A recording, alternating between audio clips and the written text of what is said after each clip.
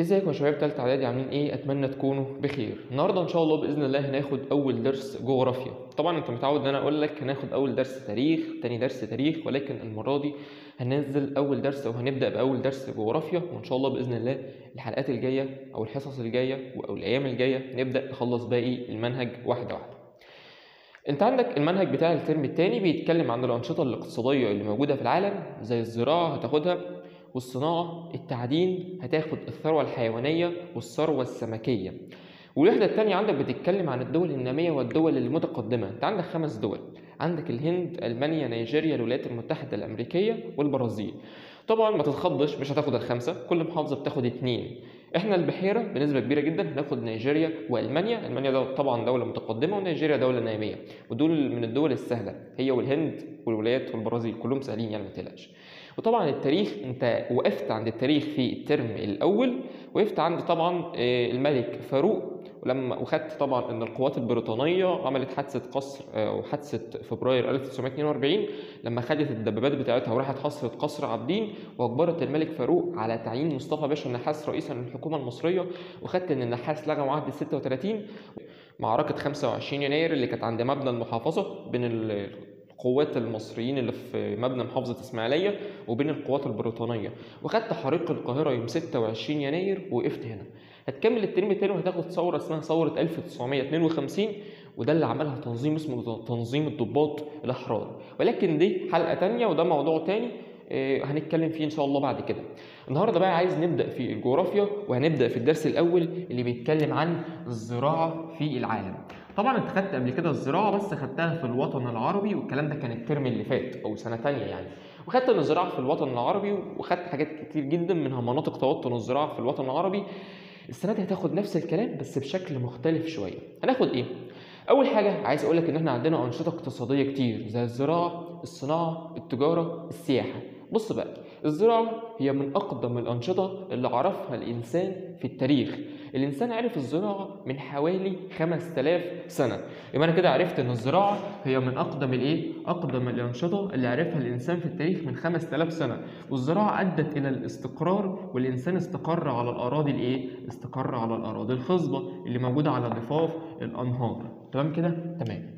الزراعه دي زمان كانت بدائيه بسيطه، كانت حاجات بسيطه بستخدم فيها ادوات بسيطه، مش بستخدم ادوات حديثه. الزراعه تطورت من البدائيه الى زراعه اسمها التجاريه العلميه او العلميه الحديثه. يبقى انا عندي الزراعه مرت بكم مرحله؟ مرحلتين. في الاول كانت بدائيه، في الاول خالص بدائيه بسيطه، ثم تطورت لحد ما وصلت للزراعه العلميه الحديثه. تمام. هناخد ايه بقى يا مستر في الزراعه؟ اول حاجه عايز اقولها لك ان الزراعه دي ليها اهميه كبيره. طيب ليه اصلا الزراعه مهمه؟ وركز في الكلام اللي جاي ده. انا بقول لك ان الزراعه مهمه، طيب انا عايز اعرف ليه الزراعه دي اصلا مهمه؟ قال لك علشان الزراعه تعد من الانشطه الاقتصاديه الاساسيه في العالم. يبقى انا خدت ان الزراعه مهمه ليه؟ لانها من الانشطه الاقتصاديه الاساسيه في العالم. احنا عندنا الدول اللي في العالم علشان اقتصادها يبقى اقتصاد قوي لازم بشكل اساسي تعتمد على على الزراعه. طيب اخد سؤال تاني، بما تفسر ليه الزراعه من الانشطه الاقتصاديه الاساسيه في العالم؟ قال لك علشان 3 حاجات. رقم 1، لان الزراعه تمثل مصدرا رئيسيا للغذاء. يعني ايه؟ دلوقتي احنا مثلا بناكل حاجات من الخضروات كتير ومن الفاكهه، والزراعه بنزرع فيها خضروات وفاكهه، يبقى تمثل مصدر للغذاء. ده رقم 1. رقم 2، الزراعه بيرتبط بها تربيه الحيوانات. مش فاهم؟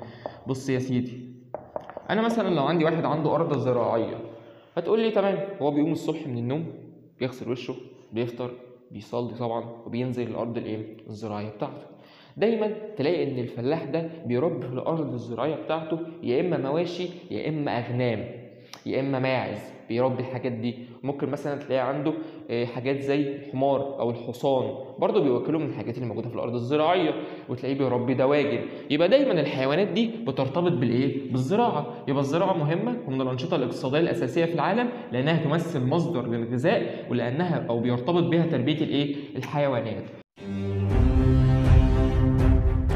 ثالث سبب، لأنها تمثل مصدرا مهما للمواد الخام اللازمة للصناعة. ازاي؟ انا هقول لك ازاي الزراعة تمثل مصدر مهم للمواد الخام اللازمة للصناعة.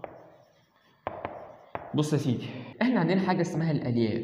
الألياف يعني ايه الألياف دي يا مستر؟ قال لك إن الألياف دي بتستخرج من 3 حاجات: قطن، كتان، جود. حلو خالص.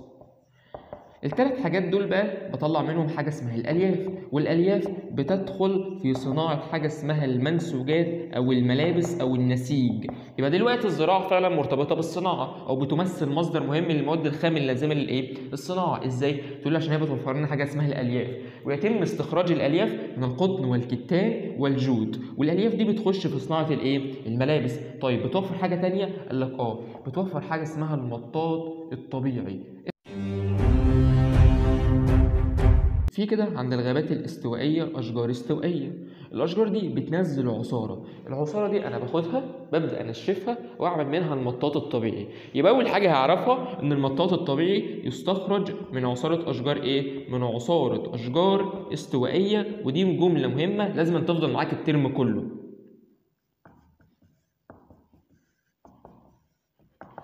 تمام، يبقى انا كده عرفت اهميه الزراعه. كام حاجه؟ 3 حاجات. اول حاجه تمثل مصدرا مهما للغذاء او مصدر رئيسي اصلا لغذاء الانسان. احنا بنتغذى اصلا على الزراعه. انت عندك الرز، القمح ده اصلا بتعمل منه حاجات كتيره جدا زي المكرونه، زي الحلويات، كل ده بتعمله من القمح.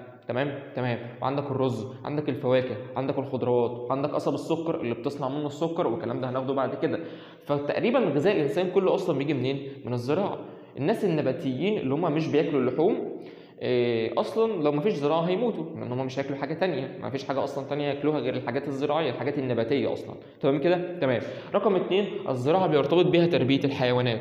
رقم 3 تمثل مصدر مهم للمواد الخام اللازمه للصناعه زي الالياف، والالياف دي انا بستخرجها من قطن، كتان، جود، من 3 حاجات، وبتدخل في صناعه النسيج او الملابس. وخدنا بعد كده ان احنا عندنا حاجه اسمها المطاط الطبيعي، وده بيستخرج من عصاره اشجار استوائيه وبيخش في صناعه حاجه اسمها اطارات السيارات اللي هي الكاوتشات بتاعت العربيات. تمام. انا كده خدت ان الزراعه مهمه، وخدت ان هي بتوفر مواد خام لازمه للصناعه. طيب يا مستر، قلت جمله فوق لفتت لي نظري وعايزك تعيدها لي تاني. ايه هي؟ قلت لها يا مستر ان الزراعه دي مرت بمرحلتين: زراعه بدائيه وزراعه علميه حديثه. يبقى انا عندي كام نوع من الزراعه؟ نوعين: زراعه بدائيه بسيطه، وعلميه حديثه. العلميه دي بتنقسم لنوعين تانيين: زراعة كثيفة، وعندي نوع زراعة تاني اسمها زراعة علمية وتجارية.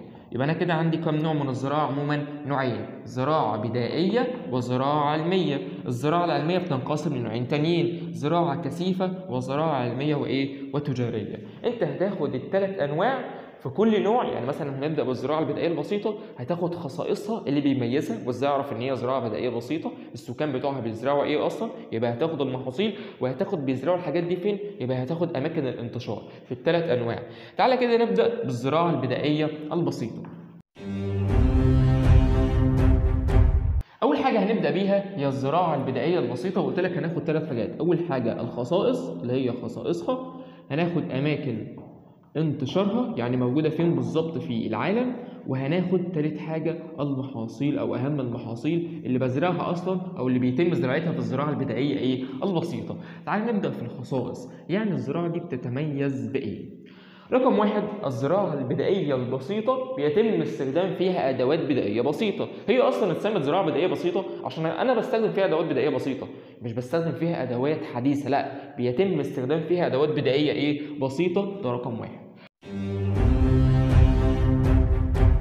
طيب ايه هي رقم 2؟ رقم 2 قال لك ضيق المساحة المزروعة وتباعدها عن بعضها. يعني المساحة اللي انا بزرعها اصلا بتبقى مساحة ضيقة، غير كده ان هي بعيدة عن بعضها. يبقى رقم 2 ضيق المساحة المزروعة، غير كده تباعدها كمان عن بعضها. تلاقي بين كل ارض والتانية مسافة كبيرة جدا او مساحة كبيرة جدا. تمام.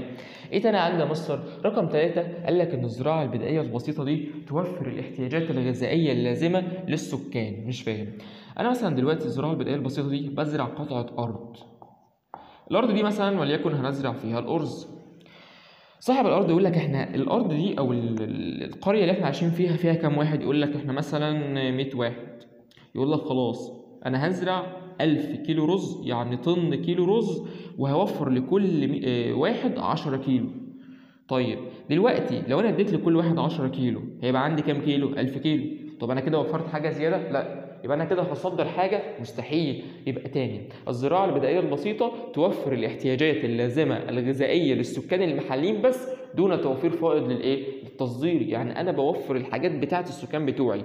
انا مثلا في الزراعه البدائيه البسيطه بزرع 100 كيلو رز لل100 اللي عندي، بزرع 100 كيلو طماطم على حسب ال100 اللي موجودين عندي، بوفر لهم الاحتياجات الغذائيه للسكان المحليين بس اللي هم عايشين في الحتت اللي بيتزرع فيها زراعه بسيطه، ومش بوفر فائض للتصدير، مش بوفر حاجه زياده اصدرها اصلا. يبقى انا كده الزراعه دي ما بتجيش عليا باي عائد مادي. تمام كده؟ تمام، حلو خالص.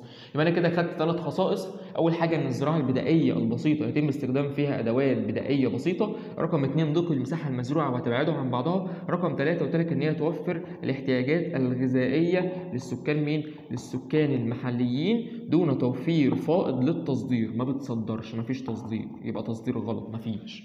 طيب ايه هي بقى اماكن انتشارها؟ الزراعه البدائيه دي يا مستر موجوده فين؟ قال لك ان الزراعه البدائيه البسيطه موجوده على هوامش الغابات الاستوائيه. فاكر الغابات الاستوائيه اللي خدناها في جزر اندونيسيا وخدناها في حوض نهر الكونغو وخدناها في حوض نهر الامازون؟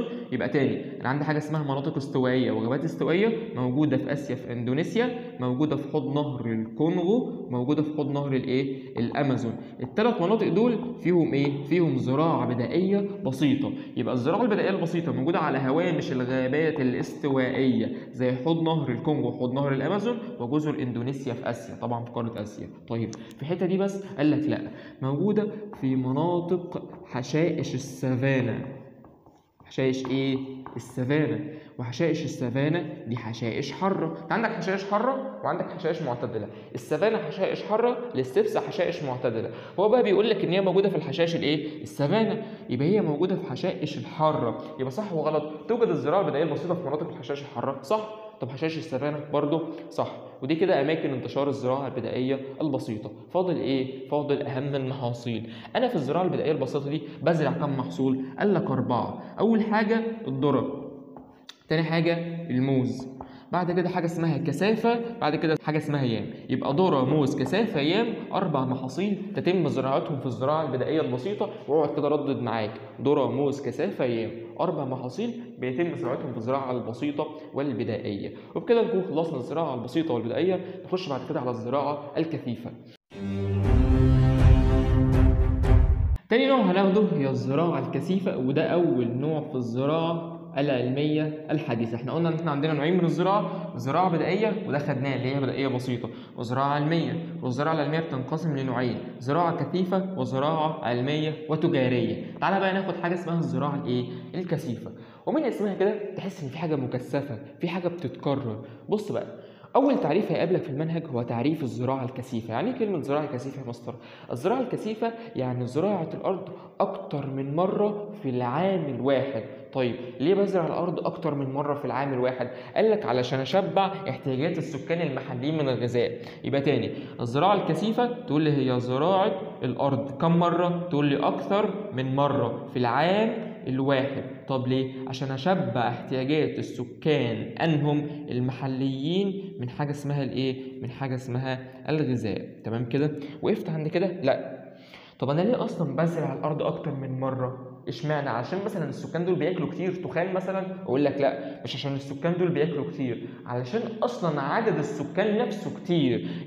يبقى بيتم زراعه الارض اكتر من مره في العام الواحد لاشباع حاجه السكان المحليين من الغذاء، وتتم في مناطق كثيفه السكان. يبقى هي بتتم في المناطق كتيره السكان. يجي لك سؤال يقول لك ايه؟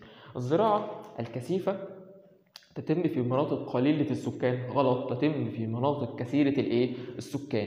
الزراعة الكثيفة دي بتحصل في مناطق فيها سكان كتير جدا يا حبيب قلبي، عشان كده بضطر ان انا ازرع الارض اكتر من مرة عشان اوفر احتياجاتهم من الايه؟ من الغذاء. وده معنى الزراعة الايه؟ الكثيفة. على فكرة الزراعة الكثيفة يعمل بها عدد كثير من السكان. الزراعة البدائية البسيطة من شوية خدناها يعمل بها عدد قليل من السكان. طيب تعالى بقى ناخد الزراعة الكثيفة دي ايه هي الخصائص بتاعتها. أول حاجة في الخصائص بيقولك إن هو بتتم زراعة الأرض أكتر من مرة. يبقى تتم زراعة الأرض أكتر من مرة، ودي موجودة فين؟ في التعريف، مش محتاجة أصلا حاجة. تتم زراعة الأرض أكتر من مرة في العام الإيه؟ الواحد. رقم 2 من خصائص الزراعة الكثيفة قال لك ضيق مساحة الحقول الزراعية. يعني ايه؟ يعني مساحة الحتة اللي انا بزرع فيها، الحقل الزراعي اللي انا بزرع فيه مساحته ضيقة. يبقى رقم 2 ضيق مساحة الحقول الزراعية. طيب لو انا عندي حقل زراعي صغير ينفع ادخل فيه آلات زراعية حديثة وضخمة؟ تقولي لا، اصلا انا بزرع في حاجة بسيطة، يعني بزرع حاجات جنب بعضها كتيرة جدا في حتت بسيطة، فلو في حاجة دخلت في الحتت الصغيرة دي ممكن تبوظ، تدوس اصلا على المحصول الزراعي تبوظه، صح؟ تمام. يبقى ضيق الحقول الزراعية أدى إلى صعوبة استخدام الآلات الزراعية والميكنة الحديثة. أنا عندي حقول صغيرة جدا ما بقدرش أدخل فيها آلات زراعية وميكنة حديثة. يبقى ما النتائج المترتبة على ضيق مساحة الحقول الزراعية في الزراعة الكثيفة؟ تقول له صعوبة استخدام الآلات الآلات الزراعية والميكنة الحديثة. دي رقم 2. رقم 3 قال لك إن هي بتحتاج أيدي عاملة وفيرة، بتحتاج أيدي عاملة كتير جدا. طب ليه الزراعة الكثيفة بتحتاج ناس كتير تشتغل؟ قال لك لأنها تتم من خلال عمليات عديدة. يعني ايه يا مستر عمليات عديدة؟ يعني مثلا بتفتح قيصري؟ لا، مش بتفتح قيصري يا زكي، تتم من خلال عمليات عديدة زي 3 حاجات. أول حاجة الري والبذر وتنقية الحشائش. ري الأرض الزراعية ووضع البذور وبنقي الحشائش. يبقى الزراعة الكثيفة تحتاج لأيدي عاملة وفيرة جدا أو كتيرة جدا لأنها تتم من خلال عمليات عديدة. عشان نحصد المحصول لازم نعمل كذا عملية، أعمل حاجة اسمها الري ثم البذر ثم تنقية الحشائش. طيب أماكن انتشارها، أماكن انتشار الزراعة الكثيفة قال لك إن هي موجودة في المناطق الحارة مش بس والمعتدلة. يجي لي سؤال يقول لك ايه؟ تقتصر اماكن انتشار الزراعه الكثيفه في المناطق الحاره؟ غلط، لا، في المناطق الحاره والمناطق المعتدله. طب موجوده فين؟ اهم حاجه الزراعه الكثيفه موجوده في دوله مصر، ده رقم 1.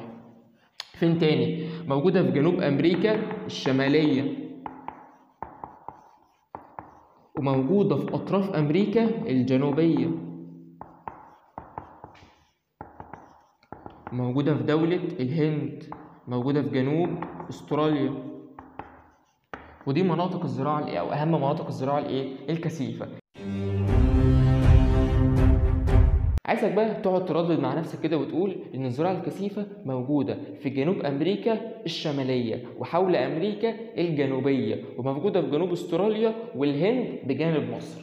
يبقى تاني، موجوده فين؟ موجوده في جنوب امريكا الشماليه، اطراف امريكا الجنوبيه، الهند، جنوب استراليا، معاهم مصر. ودول 5 مناطق مهمين جدا توجد فيهم الزراعه الكثيفه. طيب فاضل يا مستر المحاصيل الزراعيه اللي بتتزرع في الزراعه الكثيفه. كم محصول؟ 3 محاصيل، ارز وقمح وقطن. 3 بس، ارز وقمح وقطن، 3 محاصيل بيتزرعوا في الزراعه الكثيفه. وخدنا من شويه الزراعه البدائيه البسيطه 4: ذره، موز، كثافه، عيان. في حاجه صعبه؟ مفيش اي حاجه صعبه.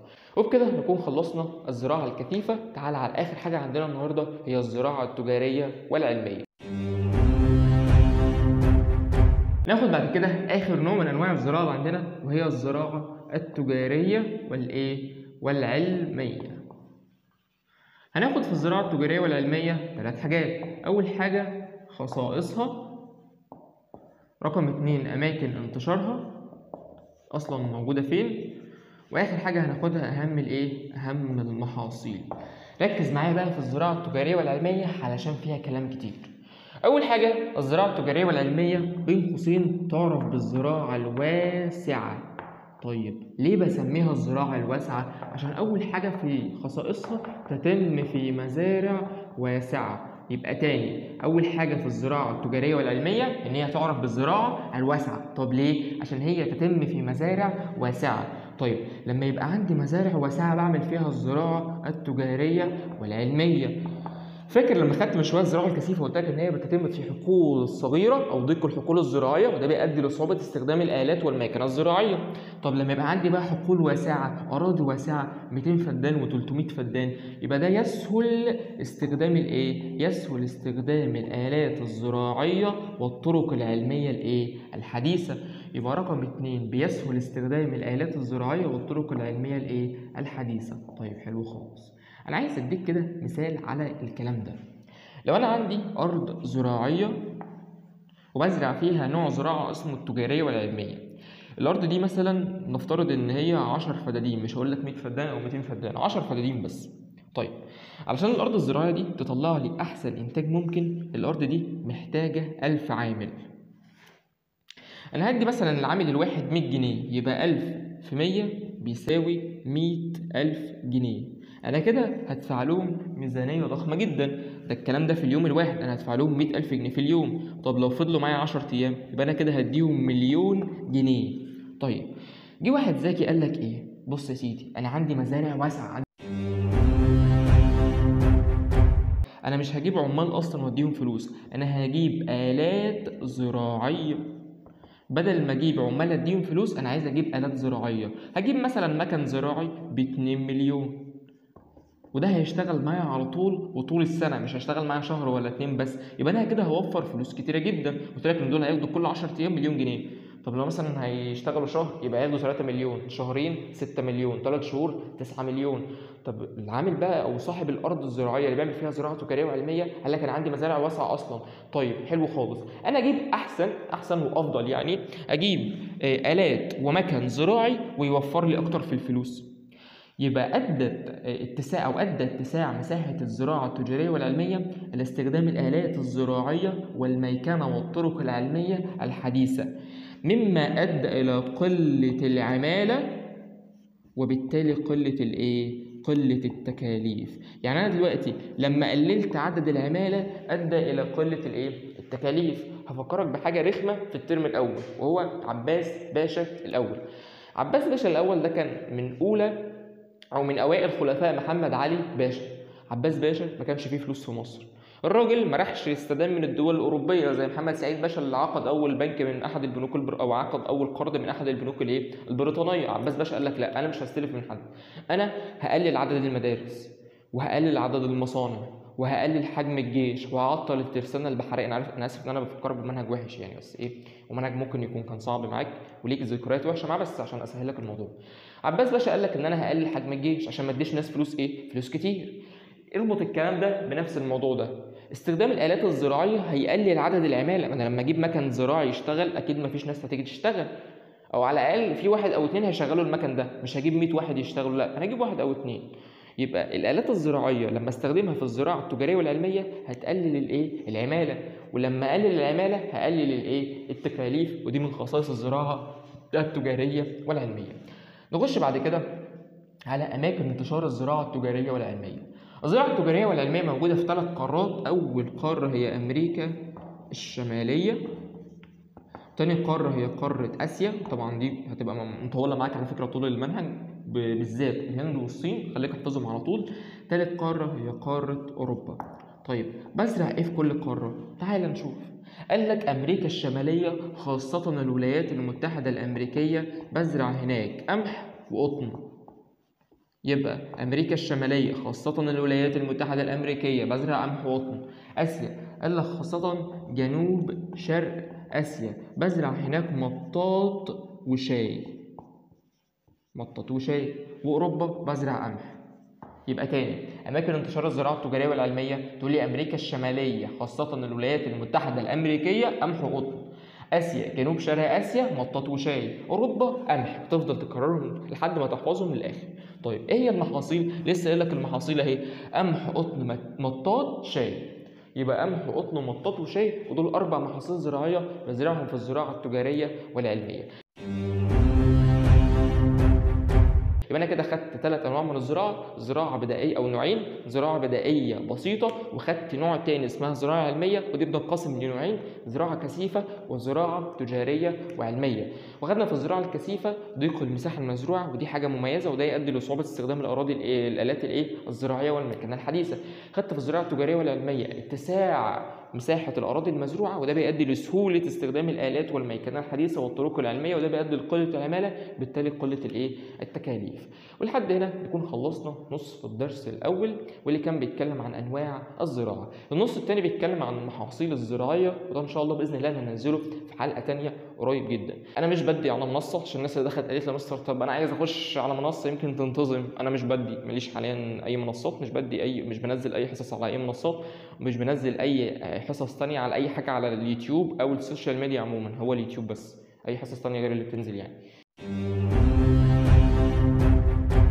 اتمنى تكون استفدت، اتمنى ان الحصه كانت خفيفه مش تقيله، اتمنى ان يكون الشرح وصلك والطريقه عجبتك. بعد ما تخلص الكلام ده حاول تحل على الجزئيه دي من التدريبات، وان شاء الله الدنيا هتبقى سهله معاك بعد كده ان شاء الله. باقي الدرس هينزل في اسرع وقت، وكده نكون وصلنا لنهايه الحصه، والسلام عليكم ورحمه الله وبركاته.